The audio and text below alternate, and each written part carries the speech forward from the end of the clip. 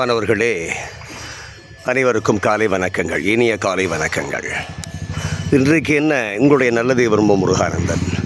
இன்றைக்கு என்ன வித்தியாசமான செய்தி அப்படின்னா, இன்றைக்கு நம்ம ஆன்மீகத்துக்குள்ளே நுழைகிறோம். ஆன்மீகம் ஆன்மாவை கரைக்கின்ற இடம். ஆன்மீகத்தில் நுழையாத மனிதன் மனிதனே அல்ல. அவனை மனிதன்னு சொல்கிறத விட அவனை வேறு தகாத வார்த்தைகள் எத்தனை இருந்தாலும் அத்தனையும் நீங்கள் சொல்லிக்கலாம். ஆமாம், ஆன்மாவை உணராதவன் மனிதனே அல்ல. அது பெரியாராக இருந்தால் என்ன, யாராக இருந்தால் என்ன, ஆன்மாவை தெரியாதவர் எப்பேற்பட்ட மனிதராக இருந்தாலும் அவர் மனிதராக மதிக்கப்பட மாட்டார். அவர் எப்பேற்பட்ட கருத்துக்களை சொன்னாலும் ஆன்மாவை உணராதவன் எதையும் உணராதவன். அவனுக்கு அந்த ஆன்மாவுடைய தாகமே தெரியலைங்கிற பட்சத்தில் மீதி எதை செஞ்சு என்ன பண்ண போகிறாங்க, ஒன்றும் இங்கே நடக்க போகிறதில்ல. அவர்களால் எந்த விதமான மாற்றமும் சமுதாயத்தில் நிகழாது. ஆக இன்றைக்கு நம்ம ஸ்ரீ பக்தி வேதாந்த சுவாமி பிரபுபாதாவினுடைய அற்புதமான இந்த ஆலயத்துக்கு வந்திருக்கோம். உங்களுக்கு தெரியும், நம்முடைய கோயம்புத்தூரில் கொடிஷா ஹால் பக்கத்தில் இந்த இஸ்கான் சென்டர் அமைஞ்சிருக்கு. அவினாஷ் ரோட்டில் கொடிஷா சென்டரில் அதுக்கு பக்கத்தில் இந்த அற்புதமான இந்த இடத்துக்கு எப்போ வந்தாலும் என்னுடைய ஆன்மாவானது இங்கே கரைஞ்சிரும். நான் எவ்வளவு தவறுகள் செய்தாலும் சரி, எப்பேற்பட்ட கையவனாக இருந்தாலும் சரி, என்னுடைய ஆன்மாவானது இங்கே வந்துன்னா புனிதமாகிவிடும். கங்கைக்கெல்லாம் போகவே வேண்டியது இல்லைங்க. கங்கைக்கெல்லாம் இங்கே தேடி போக வேண்டிய அவசியமே இல்லை. கங்கை நம்ம வீட்டுக்கு தேடி வரும். இஸ்கானுக்கு வந்தாச்சுன்னு வச்சுங்களேன், கங்கை நம்ம வீட்டுக்கு தேடி வரும். பாருங்கள், அற்புதமான இந்த ஆலயத்தை நிர்மாணித்த அந்த அழகான அந்த கல்வெட்டு பாருங்கள். மகாபாரத் முடிஞ்சு போச்சு வேலை. தி கிரேட் இந்தியா ப்ராஜெக்ட், சத்தியம் பாரத் அப்படின்னு சொல்லி இந்த தேசத்துக்கு பேரை மாற்றணுங்கிறது எந்த விதமான மாற்றமும் இல்லை. அது கண்டிப்பாக நடக்கத்தான் போகுது. அதில் எந்த விதமான சந்தேகமும் யாருக்குமே வர வேண்டியதில்லை. எப்பேற்பட்ட எதிர்ப்புகள் வந்தாலும் அந்த கட்டாயம் நடக்கத்தான் போகுது. பாரத் அப்படிங்கிறத இந்த தேசத்துடைய பேராக மாறப்போகுது. ஆக இந்த ஆலயத்தை நம்முடைய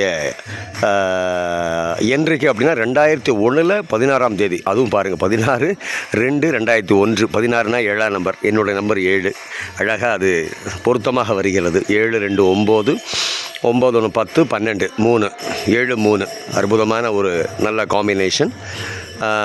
யாரோட முன்னிலைன்னு கேட்டாங்கன்னா ஜெயபாதக சுவாமி மகாராஜ் அப்படின்னு சொல்லி ஹிஸ் ஹோலினஸ் ஜெயபாதக சுவாமி மகாராஜ் அவங்களுடைய முன்னிலையில் நம்முடைய மாமனிதர், மிகவும் உன்னதமான மனிதர்களில் நம்பர் 1 இடத்துல நம்ம வச்சு பார்க்கக்கூடிய மனிதர் ஸ்ரீ அடல் பிஹாரி வாஜ்பாய். அவர் பேரை சொன்னாவே ஒரு கம்பீரம் வந்துடுங்க. யாருக்குமே அந்த மாதிரியான ஒரு பேர் அமையாது. ஸ்ரீ அடல் பிஹாரி வாஜ்பாய் அப்படின்னு சொன்னால் இந்த தேசமே, இந்த உலகமே எழுந்து நிற்கும். அப்பேற்பட்ட பேர் வேறு எந்த பேரை சொல்லி பாருங்களேன், ஒரு எழுச்சியே வர்றதுக்கு ரொம்ப கஷ்டம். சுவாமி விவேகானந்தருக்கு அப்புறமேல அந்த ஸ்ரீ அடல் பிஹாரி வாஜ்பாய் அப்படின்னு சொல்லக்கூடிய அந்த பேர் செய்த மாற்றம் தான் இன்றைய இந்தியா.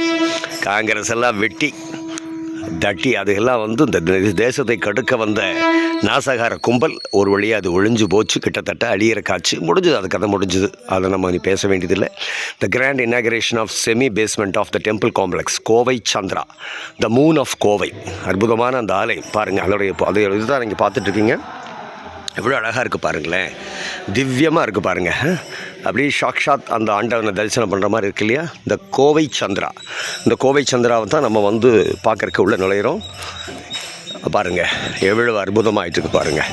கோவை சந்திரா பிரமாதமாகிட்டுருக்கு பாருங்கள். பார்க்கறக்கே மகிழ்ச்சியாக இருக்குது, ஆனந்தமாக இருக்குது, ஒரு ஊக்கமாக இருக்குது. இந்த தேசம் நிச்சயம் திரும்பவும் தன் இழந்த பொலிவையும் இழந்த வளமையையும் இழந்த பழமையையும் நிச்சயம் பெற்றே ஆக வேண்டிய ஒரு காலகட்டத்தை நோக்கி நாம் நகர்ந்து வந்திருக்கிறோம். வேகமாக வந்தாச்சு. இன்னும் என்னுடைய கணக்கு பாரத்னு இந்த தேசத்துக்கு பேரை மாற்றி வச்சாவே அந்த தருணமானது வந்துடும்.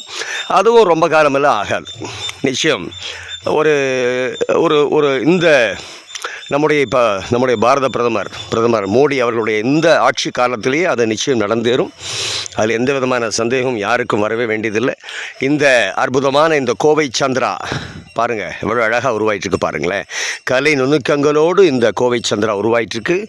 ஆக அன்பானவர்களே, நாம் செய்ய வேண்டியது தேசத்தை தட்டி எழுப்புகின்ற உன்னதமான தருணம் வந்தே விட்டது.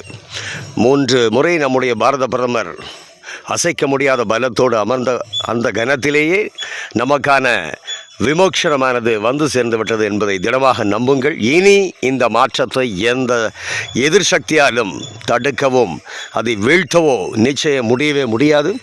எப்பேற்பட்ட கொம்பனாக இருந்தாலும் சரி, யாராக இருந்தாலும் சரி, இனி மண்டிட்டு தான் ஆக வேண்டும். ஆக அந்த சதிகார கும்பலையெல்லாம் நம்ம நினச்சிட்டு இருக்க வேண்டிய அவசியம் இல்லை. தூக்கி எறிஞ்சிட்டு நம்ம வாங்க தேசத்தை முன்னேற்றக்கூடிய அற்புதமான பாதையில் நம்ம பயணிச்சிட்ருக்கோம். ஆக இந்த ஆலயத்திற்கு நீங்களும் உங்களால் என்ன முடியுமோ உங்கள் சக்திக்கு என்ன முடியுமோ அத்தனையும் அள்ளி கொடுங்கள். இனி இந்த தேசம் ஆன்மீக தேசம்தான். அந்த தேசத்தினுடைய அந்த ரூல்ஸ்லேயே நம்ம கட்டாயத்தை மாற்றித்தான் ஆகணும். இது பாரத தர்மம் செழிக்கின்ற கொழிக்கின்ற தேசம், கொழித்த தேசம், இனியும் கொழிக்கப் போகின்ற தேசம். முதல்ல இது ஒரு எந்த விதமான மதங்களும் சார்பற்ற தேசம்ங்கிற அந்த வார்த்தையை முதல்ல தூக்கி எறியணும். மதமற்ற மனிதனே மடையன்னு நான் சொல்கிறப்போ மதமற்ற தேசம் அதை விட மடத்தனமானது. ஆக நிச்சயம் அந்த வார்த்தைகளானது வெகு விரைவில் இன்னும் ஒரு முறை நம்முடைய மோடி அவர்கள் பதவிக்கு வருகின்ற பொழுது அதுவும் மாற்றப்படும். அதில் எந்த விதமான சந்தேகமும் யாருக்கும் வேண்டியதே இல்லை.